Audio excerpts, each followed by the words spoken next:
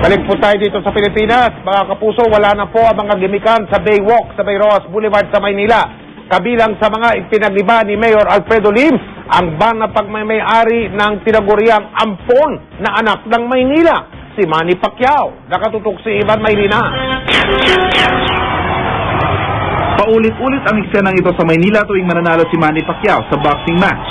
Adopted fan siya ng lungsod at kilalang malapit kay dating Manila Mayor Lito Atienza. Nagkaroon pa nga ng planong gawan siya ng rebuto sa Baywalk pero di natuloy.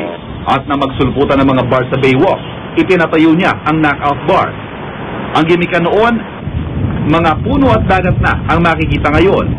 Sa utos ni Mayor Lim, tinanggal lahat ng mga bar dito. Sinasabi, ang ganda ngayon ng Manila Bay. O, di ba, nakikita natin ang tubig. Dati, rows of beer houses yan natakpan.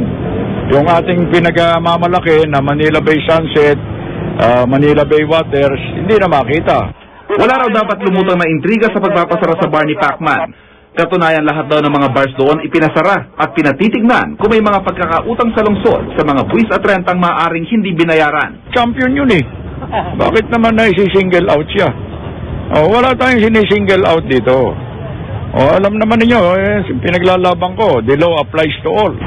Ayaw na magkomento ni Atienza ukol sa mga Baywalk bars na naglipa na noong termino niya.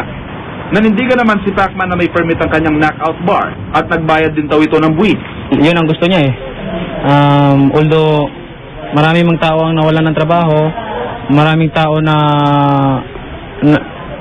nabawasan ng pasyalan, di ba? Maraming tao pumapasyal doon. Yun ang yun ang plano niya. So wala tayong magagawa.